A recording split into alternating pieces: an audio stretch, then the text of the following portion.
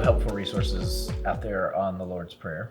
So, what would you say to someone who's wondering why this particular book? Why is this a helpful resource?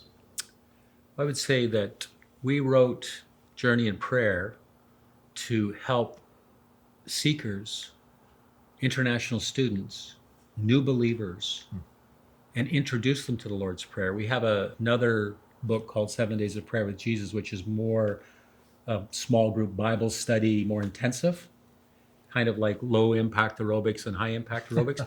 So people who are just learning the language and people who are just learning the Christian faith and people who are interested. And something that's interesting is my informal survey of hundreds of people is that non-Christians are just as interested in learning about prayer as Christians, sometimes more. And they're very open to it. And we've written the book as an interactive study where they can put their own notes in, their own ideas, they can interact with the materials, they can write their own prayers. We've done a lot of work to make it interactive. And we found a tremendous response. We had a young man who was just recovering from heroin addiction read the book and come up and ask to be baptized afterwards because he said, I finally get it.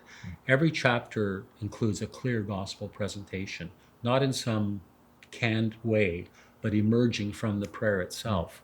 So we see it as bridging, that it's helpful for believers, for sure, but it's also, we've had people that they read it and say, oh, I'm going to give this to my kids who aren't going to church.